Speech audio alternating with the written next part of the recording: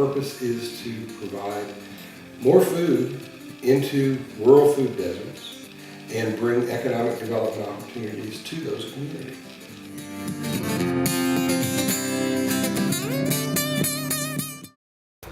Hi, my name is Matt Cronin. And I'm Brent Weaver. We are part of Big Mighty Urban Farm. It's our second year in operation. We are a 30-member CSA, our Community Supported Agriculture Program. And we have started our composting program this year to help grow some ground. We compost because it's essential for plant growth, really.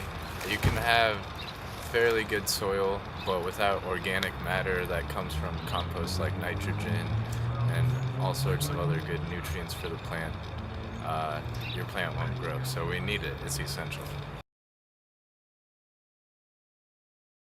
So our compost pile, we have a bunch of old plant material that's really the fibrous part of the plant, and that's kind of the base of it. And then we pick up food scraps from local restaurants, and those have like a nitrogen-rich source, and you want to get that nitrogen and carbon ratio together. Put it in a pile, and you can layer it. We're layering it, and it heats up, and it starts breaking down everything, and there's microbial life that starts breaking apart things and producing other nutrients. When you should start using the compost, it should be broken down pretty good. You shouldn't have too many big bits of matter in there.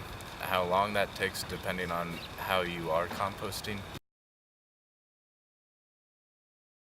The beautiful thing about compost and a lot of natural processes is that they just happen, they just grow, and it's really hard to mess it up. You know, there's so many different ways of doing it. You know, we're amateurs. We're not trying to. Yeah. We're learning as we're going, and we're researching and doing our best to figure it out. But if you're putting good stuff into it, and you're making sure there's enough water in there, and you're stirring it, it's really hard to mess it up. All green material, really. Clear your gardens out. You can use your old garden waste and also weeds. Eggshells are great. Don't put any like diseased plant material back into the compost. And for most people, meat is probably not an option to put in the compost because it just can't get hot enough to break that down. I think there's a lot of opportunities to take advantage of all this waste. So we have a couple places we pick up from. The Guggenheimer restaurant downtown, it's located in the Union Pacific headquarters. We were lucky enough to have one of our CSA members who worked within that helped us coordinate this pickup. We also pick up from Table Grace, and we also have a couple of coffee and tea shops that support us. We're working with our CSA members this year and bring whatever leftover stuff that we grew that they couldn't use or that rotted or ends of things, and bring that back in and just create another closed loop right there. My name is Matt Weber, and I'm the director and chef of Table Grace Cafe. Table Grace Cafe is a community restaurant.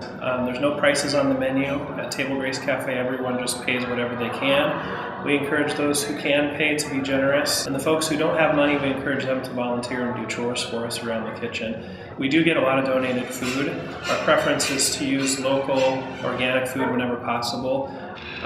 Brett just contacted me. He had heard about us. So we got together and talked about the composting, and I've been wanting to compost. I just didn't really have a good system for it. We just put it in 5-gallon buckets for them all week long, all the vegetable scraps that we're not using, and then they come pick it up once a week, and it works out really good. You know, we're getting already all this donated food, and because it's donated by the grocery stores, it's basically their spoils. And so some of it is usable and some of it isn't. And so the stuff that's not, it's really nice to know that it's still being used in some way. So we're not wasting anything. To create a relationship with a restaurant, well, you just talk to someone at the kitchen who is really down for the cause and really wants to help out. Start off with some baby steps and just pick up once a week. They'll try it out and you'll be trying it out, and you'll just get this like kind of operation kind of going. And then from that you can grow as the compost pile grows too.